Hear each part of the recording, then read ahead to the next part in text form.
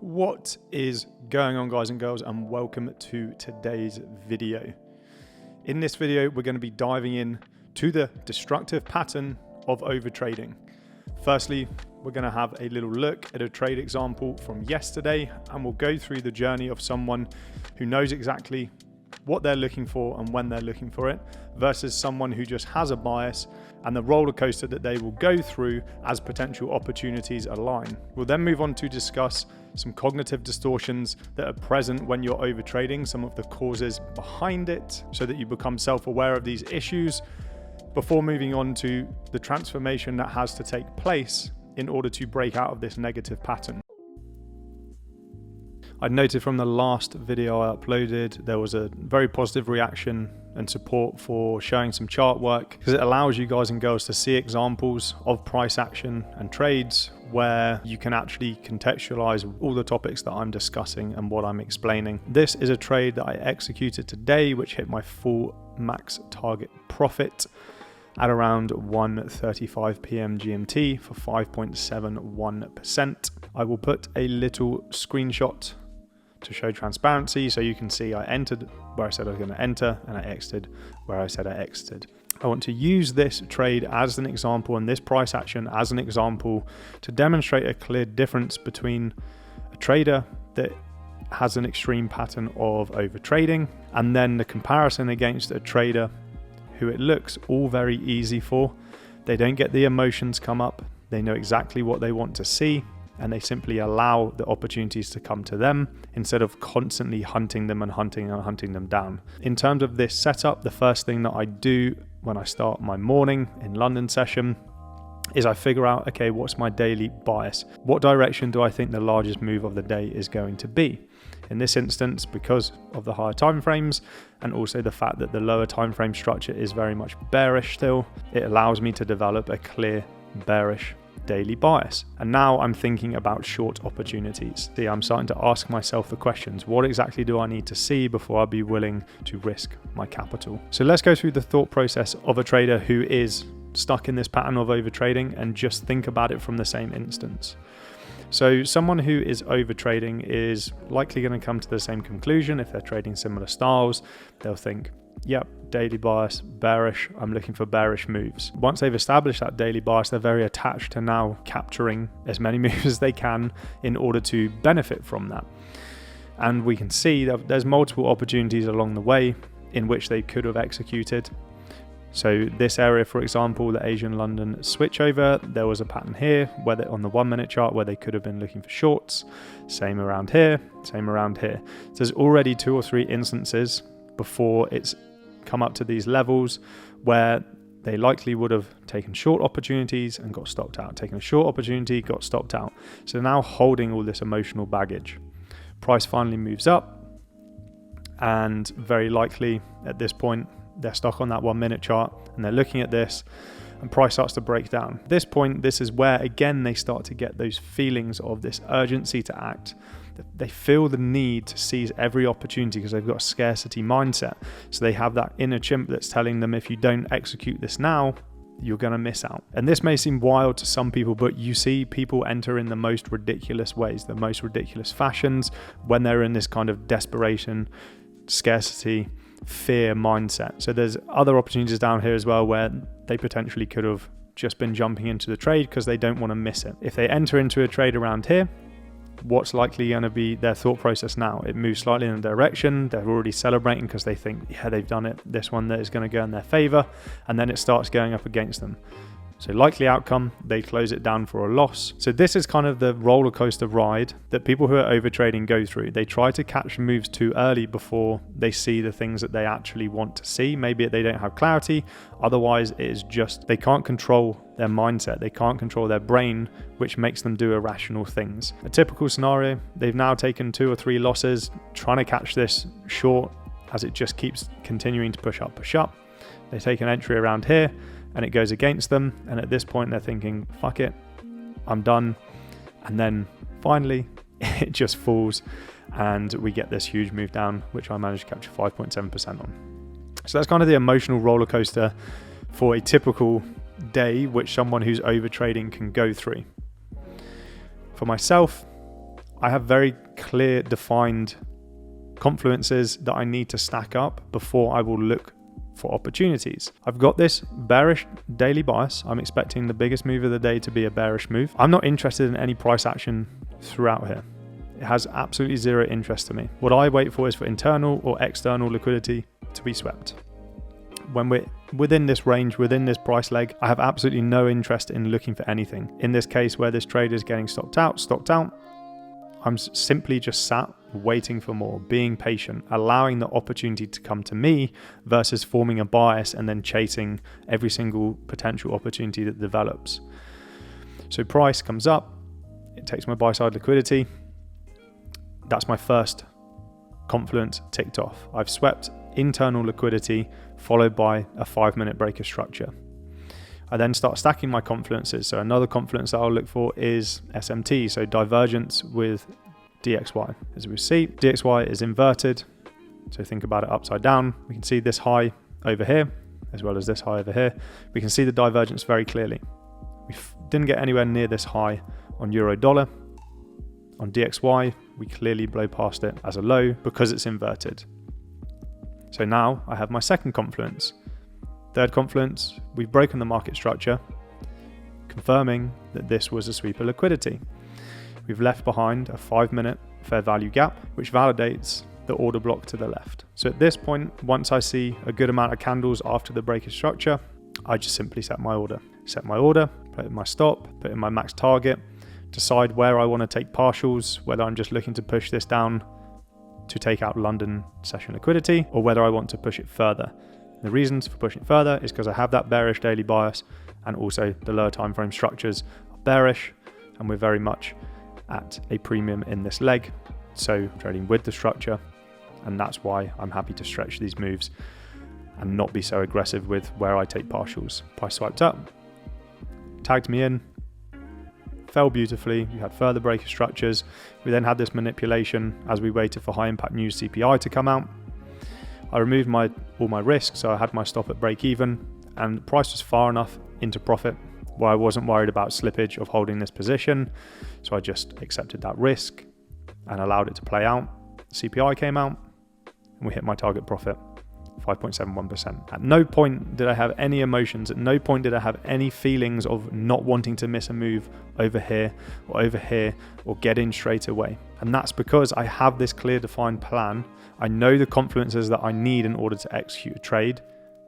And I know the only way to succeed in trading is by following your plan. Versus someone who is overtrading, they have this urgency to act. They want to seize any opportunity that seems plausible.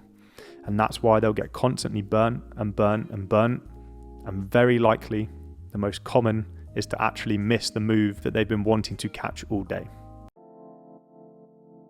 So now we need to ask ourselves that important question: why do I overtrade? Firstly, I think it's important to recognize and put importance on the fact that we are primed to overtrade. It's a very natural reaction when you're in the markets and you don't have the experience or you don't have the psychology and the mindset down yet.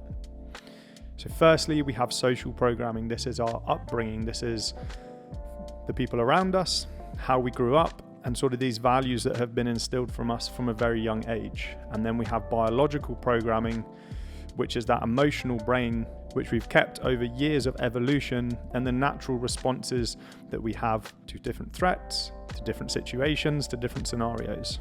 So social programming, this is what builds the psychology that you currently have of winning.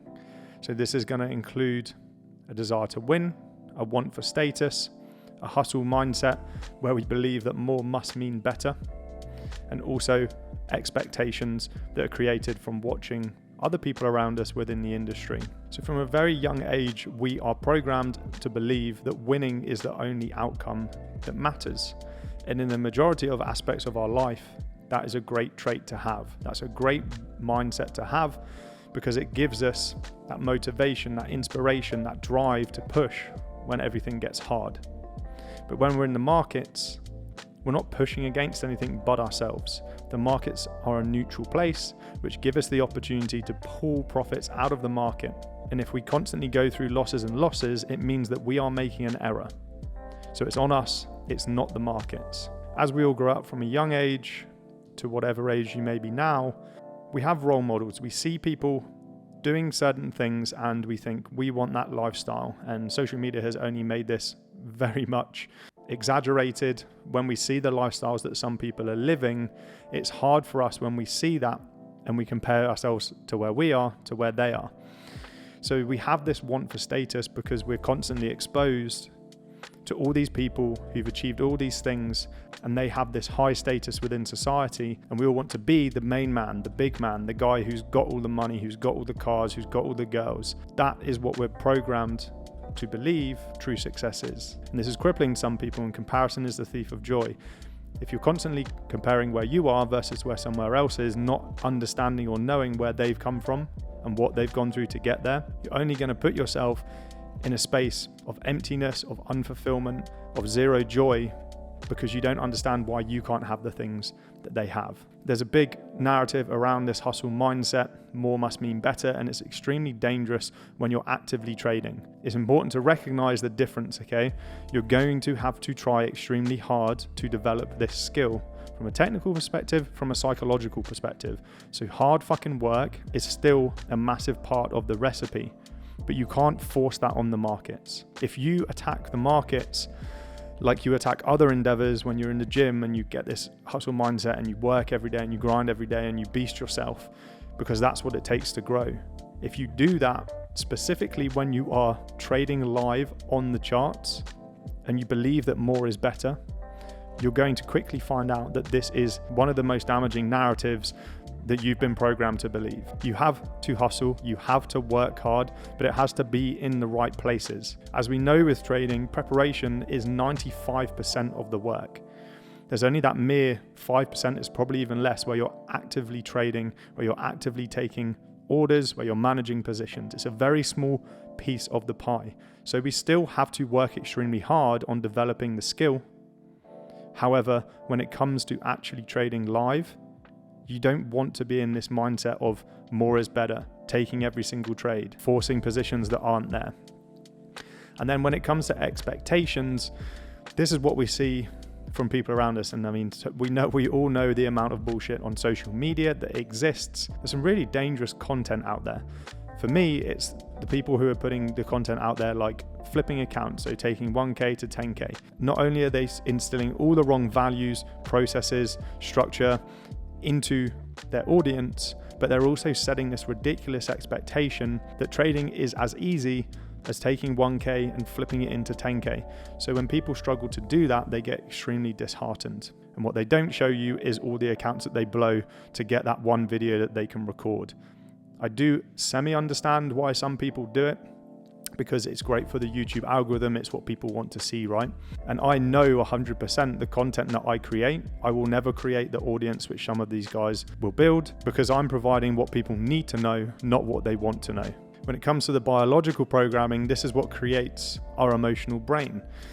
And this is a brain which has been passed through years and years, tens and thousands of years of evolution.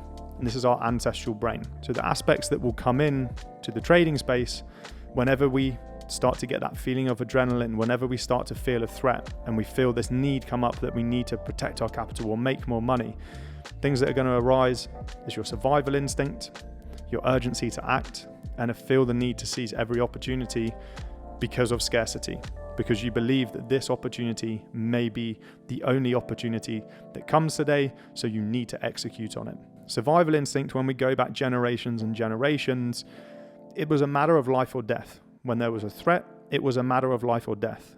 So only the strongest men were the ones who responded with fight and not flight.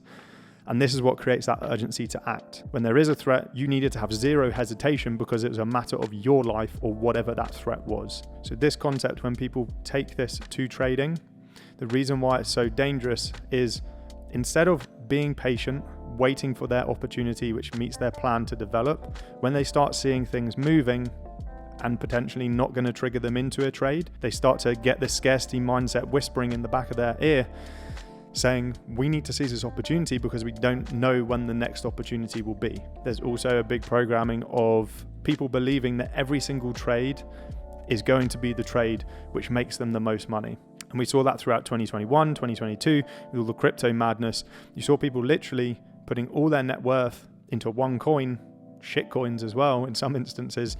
You see people put all their money into one coin because they believe it's a once in a lifetime opportunity, and they genuinely believe that this one trade, every single time it's always this one trade, is going to be the one that makes me rich, that brings me all of the things that I've been waiting for. So if we have a think about some of the cognitive distortions that are created in this scenario, there's a lot, so I'm only going to cover a couple. We have overconfidence bias. So this is an unconscious tendency to have greater confidence in your own judgment than the objective accuracy of those judgments.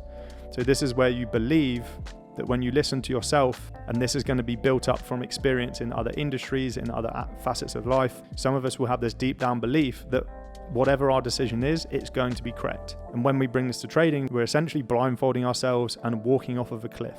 Belief projection. So this is when something feels right to us, we're going to act on it, versus acting on the truth that is actually in front of you. And again, this goes back to that overconfidence bias of we believe we're going to win. We believe whatever action we take, we will win. So every single setup that we see develop, we're projecting this belief of this is the correct setup without actually looking for that objective truth that's in front of us and thinking, does this actually meet my trading plan? Is this something that I should be taking? And asking ourselves the questions which will allow us to ground ourselves again. Social approval. So as we talked about at the beginning, this is that want for high status within society. It's that want to get the praise from other people. It's that want to be the big man. It's a very dangerous aspect. And I've heard this from people who are content creators, who are traders, who have communities, that they will do things that they know they shouldn't do because they want that positive outcome, and so they can use it for marketing, or they can use it in their community. So this external pressure to impress other people will cause you to make irrational actions because you seek approval from others. And then lastly, we have scarcity mindset, which we've already talked a little bit about. And as humans, we have a strong scarcity bias. We unconsciously assume things that are scarce are valuable and things that are abundant are not. So this creates that belief that whenever a potential opportunity comes up, we have to act on it. We have to seize the opportunity because we don't know how long it's going to be. But when you actually step back and you think about it, there's always going to be another opportunity in the markets. So if it doesn't completely fit your plan, then you shouldn't be executing on it. So what really needs to happen is a huge perspective shift. The desire to win has to be transformed into a desire to perform. That's what the focus needs to be on. And yes, this is something that I'm going to keep repeating throughout these videos, because a lot of people say it, but they're not actually applying this bias to their actions. This is the stages of growth that I've shown before. So awareness, to self-observation, to development, which leads to mastery, which is where we all want to get to. And this is where we have programmed our subconscious to make the correct decisions the majority of the time, so we don't constantly have to be present in the moment to be able to control our mindset and our psychology. So first of all is mindfulness. We need to build that self-awareness to understand and know what it feels like when that feeling of urgency and that urge to act is building up, that leads to irrational behaviors, so we can control it before the adrenaline starts going. Because as soon as the adrenaline starts going, you're pretty much fucked. One quick point, you will get this wrong at the start, but remember, this is a development stage. So an error now will be far less costly than not fixing a behavior flaw over the long term. So the reason why I just warn that you will get this wrong at the start and don't let it dishearten you is because a lot of people will overcompensate. So when they have a pattern like overtrading, they'll then overcompensate and they'll get analysis paralysis. And they won't be able to pull the trigger. They won't be able to execute because they'll constantly have all these thoughts running around in their mind. But this is the process of developing. So you have to embrace it as that. It's okay to make mistakes and errors at the beginning of this process. As long as you can recognize that and you can correct them, that's fine. Missing out on a trade here and there whilst you're going through this process of development, as I said, is going to be a lot less costly than not fixing this behavior flaw in the long term. So moving on to self-observation, how do we self-observe? This is something that I talked about briefly in the last video, and it's going to be journaling your thought process before actions are taken. So before you enter a trade, you should be recording your thoughts, and what actions you're going to take. During the trade, you should be journaling that entire process as well. Your management, your risk removal, where you're looking to take profit, where you're taking partials. All of these actions you need to journal down so that you can actually view your thought process as you're making that decision. A lot of people just journal after a trade or even at a weekend. When you're looking back with hindsight, you'll see everything with rose-tinted glasses, because as humans, we have a natural bias towards ourselves and protecting our feelings and our ego. So when you're journaling afterwards, one, you very likely won't remember your exact thought process, but two, it will be very tough to face up to those thoughts if you were making errors at the time. So journaling your thought process before you take actions, literally just have Evernote or whatever, actually purchase one of those remarkable tools so that I could use it, because I prefer writing to typing. So I just have that on my desk, and every single day I'm journaling my thought process. I'm journaling the setups that I'm looking for before they even start to develop. So I know when I'm going through that day, when I review that day, I know what I was looking for at the beginning of the day. I can't kid myself. And then every single action that I take in terms of taking a trade, managing a trade, closing a trade, I journal down my thoughts behind the actions that I'm taking. This will bring self-accountability. When you write something down, it's hard to be dishonest with yourself. If you're just thinking it, it's very easy to pull the rug over your own eyes. So this process of self-observation and development of writing down all these thoughts behind the actions will build that self-accountability. If that still isn't working for you, something that I'd highly suggest is getting an accountability partner. What that means is, I'm sure a lot of you are in trading communities and you have access to other people who are trading the same style as you, and they have an understanding of the correct decisions that you should be making. So reach out to someone in that community who's at a similar level to you and propose that you help hold each other accountable. And what this would look like is every week you'd organize a call on Zoom and you'd sit there for an hour, you'd split the time 50-50, and you'd go through each other's data from the last 7 days. To bring extreme accountability, I would suggest that you set your MT4 up or whatever you use on Forex funds or some sort of tracker, so that you, again, can't be dishonest with that person. They can see all the mistakes and you can't hide from it. Because not only is that going to build that massive self-accountability, it's also going to help when you're making decisions, because you know you're going to have to explain it to someone else who understands what the correct decisions are. And not only is that going to really help you both be self-accountable, but it's also going to help you learn faster. It's going to compound that growth in terms of knowledge, because you're now learning from double the data, because you get to see two perspectives of the same style growing together, and that's going to lead for growth for both of you. And then lastly, in terms of this development stage, now that you're journaling your thoughts, now that you're actually writing down all your intentions behind your actions, you're going to have that self-observation. The development stage further on top of this comes back to that concept that I was talking about before of community in your head.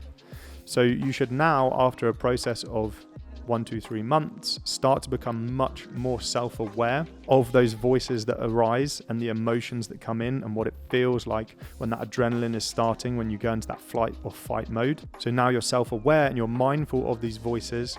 This is the part where you start to filter the community within your head. You have to start filtering what voices are serving you and what voices are trying to make you take negative actions that don't meet your trading plan. So one last topic that I do just want to touch on very briefly is, and I don't like this phrase, but it does wrap everything up nicely, and it's, you need to treat this shit like a business. You need to treat trading like a business. You hear so many people talking about it, but I was watching a podcast the other day. The guy on it, I was just very blown away by the things that he was saying. He doesn't journal. He doesn't journal losers. He doesn't journal winners. He doesn't review his positions. He'll take positions without a stop loss. He'll take positions where he doesn't have a take profit. He'll go to the gym. He'll take a trade on the phone in the gym. And the reasoning behind this is because he had a belief that humans are instinctively lazy. So that's why he didn't go through all these processes, because he couldn't be bothered to put the time in. And I warn you now, people who have that mindset, they may have some quick success, but they will never have that longevity in these markets.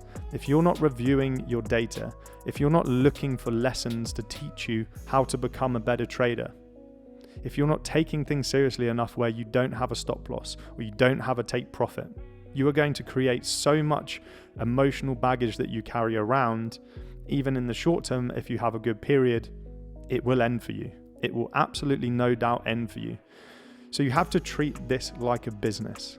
You have to take this seriously if you want to get ahead in trading, if you want to actually taste any sort of meaningful long-term success.